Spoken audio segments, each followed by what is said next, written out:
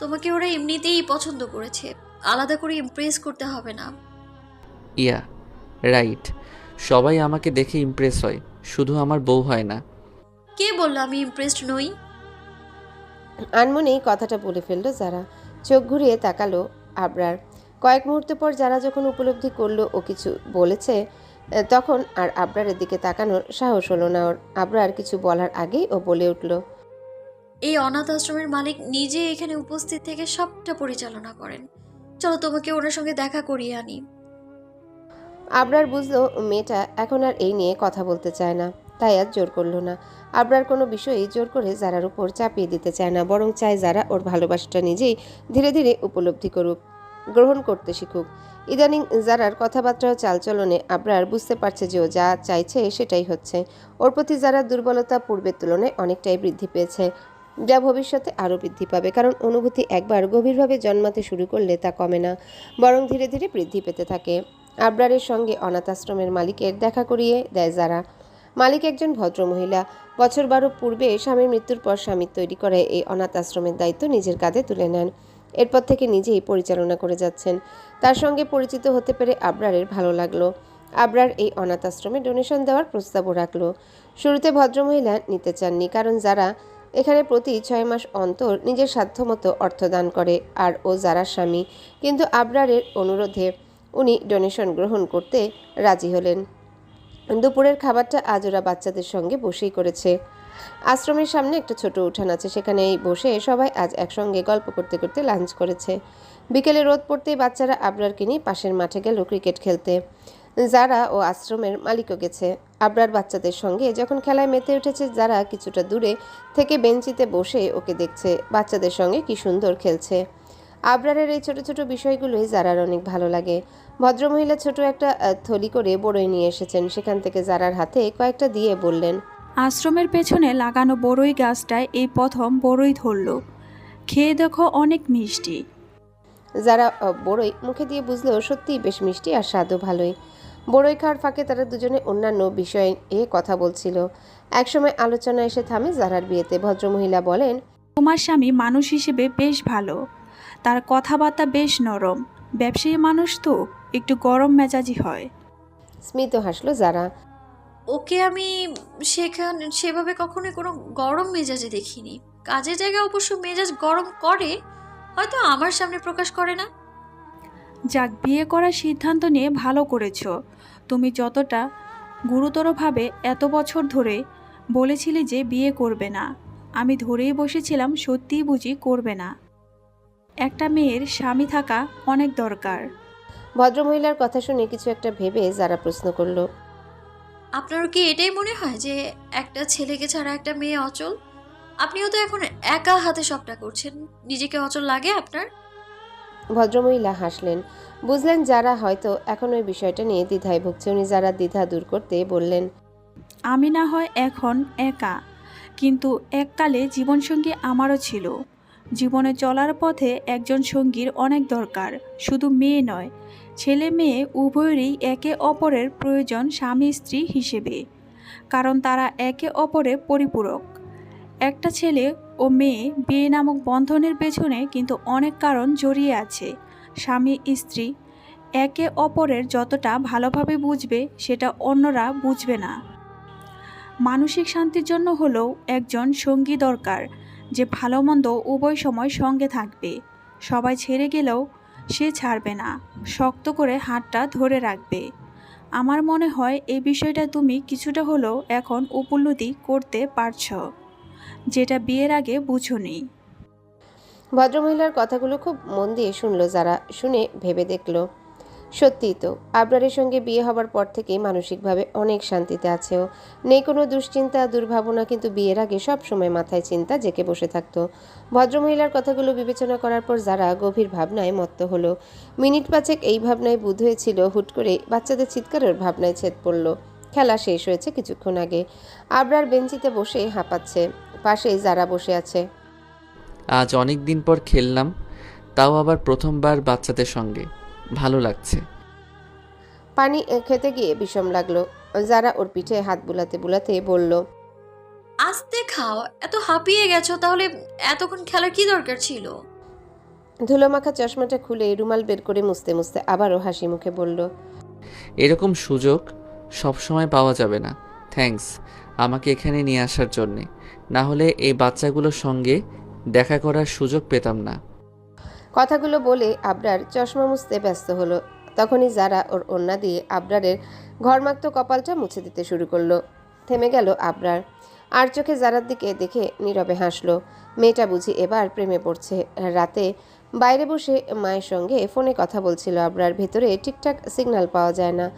আবরারের পর যারাও শাশুড়ির সঙ্গে কিছুক্ষণ কথা বলল। কথা শেষ হতেই আবরারকে বলল, আম্মুর সঙ্গে কথা তো হয়ে গেল, এবার বরং ঘরে গিয়ে রেস্ট নাও। রেস্ট কেন নেব? আজ বিকেলে এতক্ষণ খেললে টায়ার্ড লাগছে না? So what? আমি বুড়ো হয়ে গেছি নাকি যেইটুকু খেলাধুলা করেই ক্লান্ত হয়ে যাব? এখনও এক বাচ্চার বাপ হতে পারলাম না।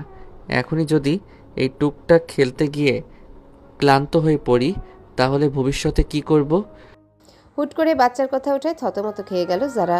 সবকিছু বাদ দিয়ে আবরার কি এখন ইনডাইরেক্টলি বাবা হওয়ার ইচ্ছার কথা বলতে চাইছে? নড়ে চড়ে বসলো যারা। এখানে বাচ্চার প্রসঙ্গ কোত্থেকে এলো? তুমি তো তুলতে বাধ্য করলে। তাছাড়া আমি ভুল কিছু বলেছি? আমার ছেলে মেয়ের সঙ্গে ওদের বড় হওয়াটা আমিও উপভোগ করব। যারা আমার মনে হয় এই বিষয়টা এবার ভাবা দরকার। দেখো, আমার মা বাবারও বয়স হচ্ছে, তাদেরও তো ইচ্ছে করে নাতি নাতনিদের সঙ্গে খেলার, তাই না? তোমার ভাবার ইচ্ছে হয়েছে, ভাবো। আমি কি করব? আমি একা যদি বাবা হতে পারতাম তাহলে তোমাকে তো বলতাম না। রাত বিরেতে এইসব কি নিয়ে কথা শুরু করেছো বললো তো? অদ্ভুত ব্যাপার। আবরার হেসে যারাকে টেনে নিজের কাছে আনলো। এক পাশ থেকে কোমর জড়িয়ে ধরে বসলো যাতে আর সরে যেতে না পারে। কি চাই তোমার? গার্ল অর বয়? আমার মেয়ে পছন্দ, কিন্তু গুড, আমারও বেবি গার্ল পছন্দ। অবশ্য আমার অনেকগুলো মেয়ে হলেও সমস্যা নেই। ওকে ফাইন, আমরা তাহলে দোয়া করব আমাদের প্রথম সন্তান যেন মেয়ে হয়। মাথা নিচু করে চেয়ে আছে যারা। খানিক সময় মৌন থেকে বলল, আমার মনে হয় না আমি একজন ভালো মা হতে পারবো। ছোট থেকে বলতে গেলে এক প্রকার মা ছাড়াই বড় হয়েছি আমি। আমার সৎ মা শুধু নামেই ছিলেন। বাবার সামনে আমায় আদর করতেন, কিন্তু দিন শেষে আমি নিজেই নিজের মতো করে বড় হয়েছি। মা কেমন হয়, কিভাবে তার ছেলে মেয়েকে বড় করে, এ বিষয়ে আমার কোনো অভিজ্ঞতা নেই বললেই চলে। আবরার বেশ খোশ মেজাজে ছিল, কিন্তু যারার কথাগুলো শুনে মুড অফ হয়ে গেল। ও বারবার চেষ্টা করে যাচ্ছে যারাকে সবটা ভুলিয়ে দেওয়ার, কিন্তু এত কিছুর পরও যারা পুরনো স্মৃতি পেছনে ফেলে আসতে পারছে না।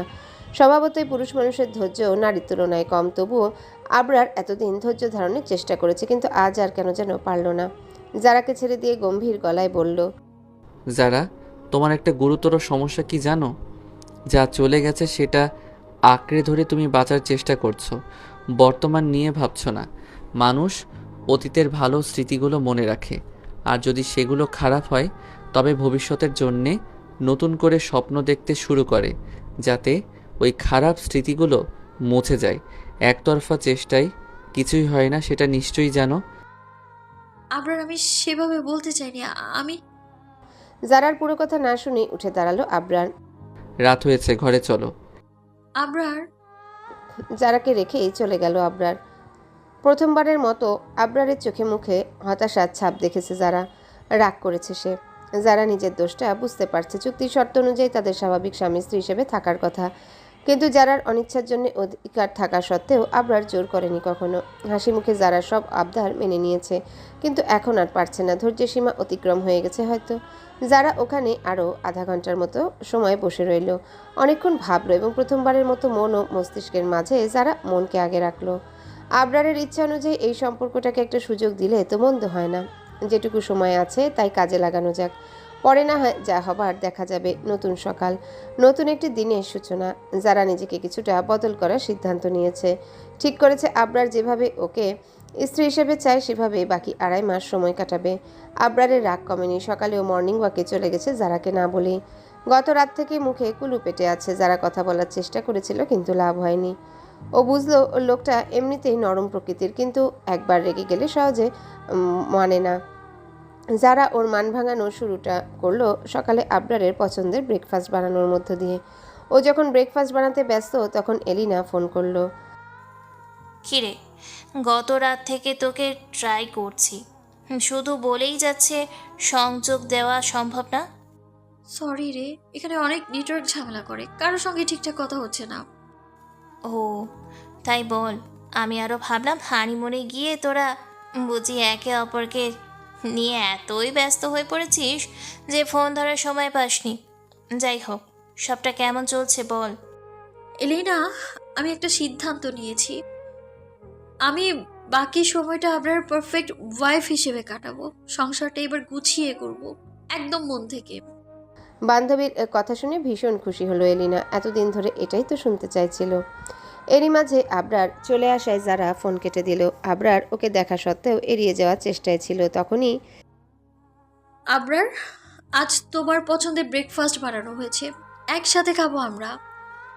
এই সাত সকালে জারার মুখে হাসি দেখে আবরার অবাক হলো বটে।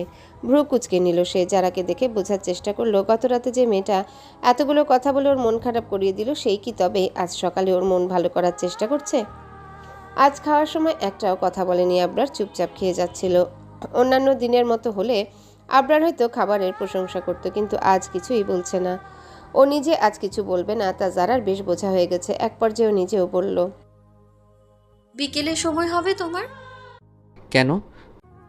পাশের গ্রামে এই মাসে সপ্তাহব্যাপী একটা মেলা হয়, সেটা এখন চলছে। আমার ওই মেলায় যাওয়া না 2 বছর হলো যাওয়া হয় না। ভাবছিলাম আজ বিকেলে যদি আমরা দুজন। তোমার ইচ্ছে হলে যেতে পারো, আমি যাব না। দুদিন ধরে অফিসে কি চলছে খোঁজ নেওয়া হচ্ছে না। আমার সেক্রেটারি নিজেও কল করে কিছু জানাচ্ছে না। বিকেলে আমি আমার কাজের জায়গায় কি চলছে সেটা খোঁজ নেব। তা তো তুমি পরেও ফোন করে খবর নিতে পারবে, বিকেলেই কেন? আর আমাদের মেলায় কিন্তু বেশি দেরি হবে না, আমরা একটু ঘুরে ফিরে কিছু খাবার খেয়ে তারপর চলে আসবো। Sorry, I am not interested. তোমার যদি যাওয়ার অনেক ইচ্ছে হয়ে থাকে তাহলে তুমি যেতে পারো, আমি আটকাবো না। এখানে আটকানোর কথা কোত্থেকে এলো? ঘুরে এলে ভালো লাগবে তাই ভাবলাম। আমার মনে হয় তুমি একা গেলে আরও ভালোভাবে এনজয় করতে পারবে। আমার যাওয়ার দরকার নেই। খাওয়া শেষ করে উঠে গেল আবরার। যারা ওকে রাজি করাতে পারল না। যারা জানা ছিল না যে আবরার এইভাবেও রাগ দেখাতে পারে। ওর এই নতুন রূপ দেখে যারা অবাক হচ্ছে বটে। ওকে রাজি করানোর জন্য দুপুরেও কয়েকবার চেষ্টা করেছে যারা, কিন্তু আবরার বারবার ওকে এড়িয়ে যাচ্ছে। বিকেলে যারা মেলায় যাওয়ার জন্য তৈরি হয়ে আবরারের কাছে আসে। ও তখন ফোন নিয়ে ব্যস্ত ছিল। যারা আবারও প্রশ্ন করলো, তুমি সত্যি যাবে না? শহরের মেলা আর গ্রামের মেলার মধ্যে বিস্তর ফারাক আছে, বুঝলে? না গেলে অনেক কিছু মিস করবে। না, এনজয় ইয়োর টাইম। যারা মুখ ফুলিয়ে চেয়ে রইল। আবরার একবার তাকিয়েও দেখলো না ওর দিকে। আবরার যাবে না নিশ্চিত হয়ে যারা আর দেরি না করে বেরিয়ে পড়ল। মেলা থেকে ওর ফার্ম হাউসের দূরত্ব প্রায় 15-20 মিনিট মতো পায়ে হাঁটার রাস্তা। বিকেলে রোদ পড়ার পর বেরিয়েছে যারা। রাস্তা দিয়ে আস্তে আস্তে হেঁটে এই গধূলি বিকেলের সৌন্দর্য উপভোগ করতে করতে মেলায় পৌঁছালো। বিকালবেলা মেলা বেশ জমজমাট হয়ে উঠেছে। যারা ভেতরে ঢুকে প্রথমে কী কী জিনিস উঠেছে সেগুলো দেখে নিল। ঘরের জন্য প্রয়োজনীয় অনেক কিছু এখানে কম দামে পাওয়া যাচ্ছে, কিন্তু আপাতত এগুলোর প্রয়োজন নেই বলে আর কিনলো না। ও চলে গেল কী কী খাবার উঠেছে তাই দেখতে। হরেক রকমের খাবার আছে স্টলগুলোতে। যারা প্রথমে একটা পিঠার দোকান থেকে 2 পদের পিঠা খেলো। এরপর হাঁটতে হাঁটতে এক চুড়ির দোকানের সামনে গিয়ে দাঁড়িয়ে পড়লো। নানান রঙের রেশমি চুড়ি নিয়ে বসেছে এক মহিলা। যারা যদিও চুড়ি তেমন পরা হয় না, তবে এই চুড়িগুলো দেখে কেন যেন কিনতে ইচ্ছা হলো। যারা চুড়ি দেখতে যাবে তখনই ভিড়ের মধ্যে কেউ একজন ওর হাত ধরলো। আচমকা হাত চেপে ধরায় চমকে উঠলো। যারা হাত ঝাড়া দিয়ে ঘুরে তাকাতেই দেখলো আবরারকে। যারা কিছুটা অবাক হয়ে প্রশ্ন করলো, তুমি কিভাবে জানলে আমি এখানে? কোথায় আসছো সেটা তো বলে এসেছো। হ্যাঁ, কিন্তু এত ভিড়ের মধ্যে আমায় খুঁজে পেলে কি করে তুমি? অফিসের খবর নেওয়া হয়ে গেছে। আর তোমার না দরকারি কাজ আছে, সেগুলো ফেলে এখানে কি করতে এসছো বলো? ওহ, যাক, এসে ভালোই করেছো। আমি আরো ভাবছিলাম একা ঘুরে মজা পাবো না, তাই এই মেলা থেকে একজনকে পার্টনার হিসেবে খুঁজে নিতে আজকের জন্য আর কি।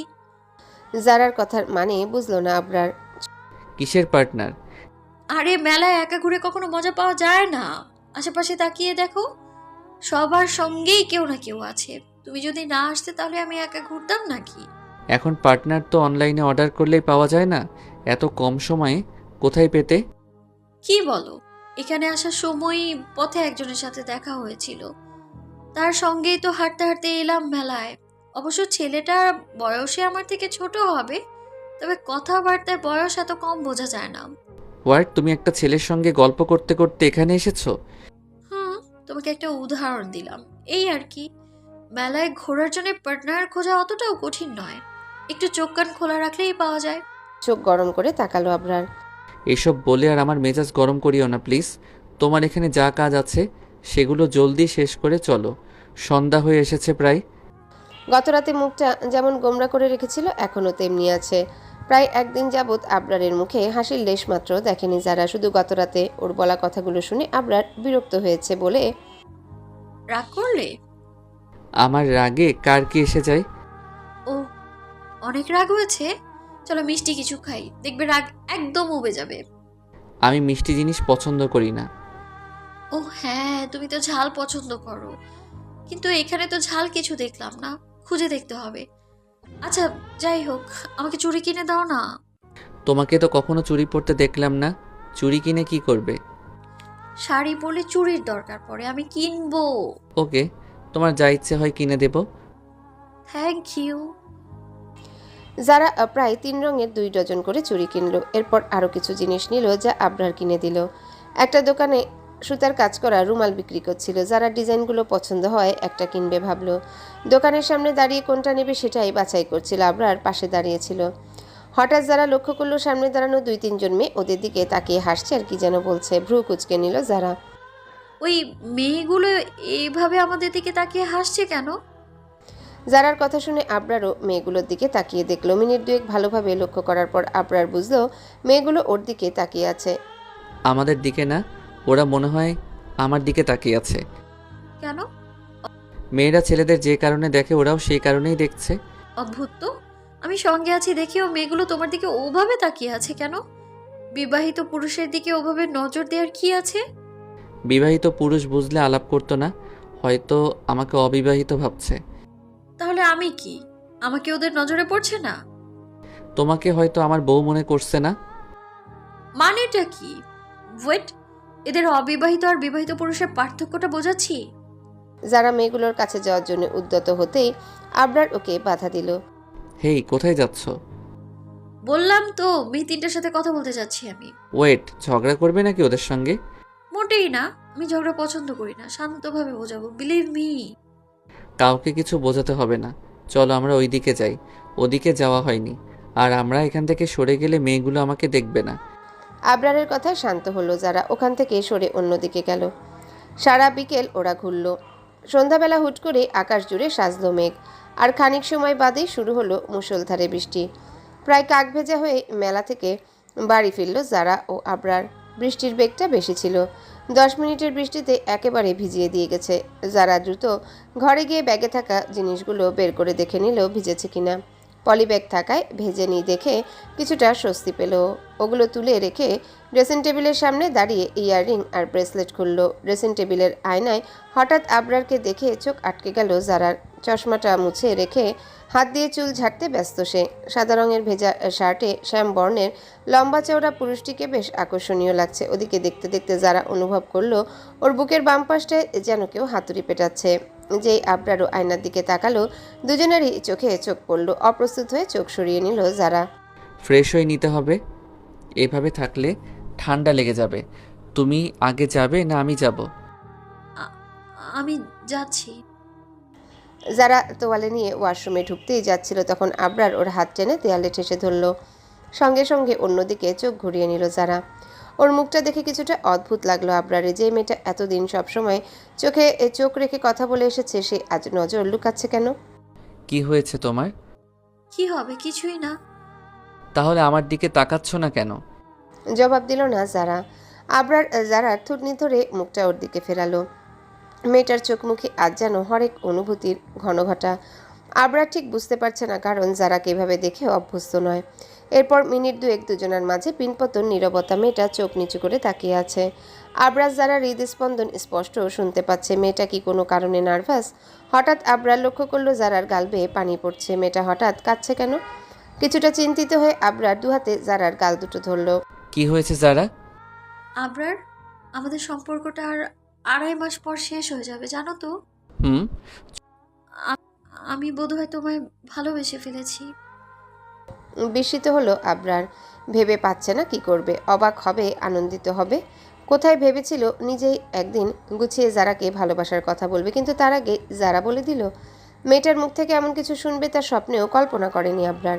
ঠোঁট চেপে কান্না থামানোর চেষ্টা করে যাচ্ছে মেয়েটা। ওর কাপা কাপা ঠোঁট দুটো আবরারকে আকৃষ্ট করছে বটে, তবুও নিজেকে সামলে ও প্রশ্ন করলো। যদি আমায় সত্যি ভালোবেসে থাকো তাহলে 2.5 মাস সময়ের কথা ভুলে যাও। কিন্তু আমার মনে এত ক্ষত আছে যে আমি তোমাকে সেভাবে ভালোবাসতে পারবো না যেভাবে তুমি চাও।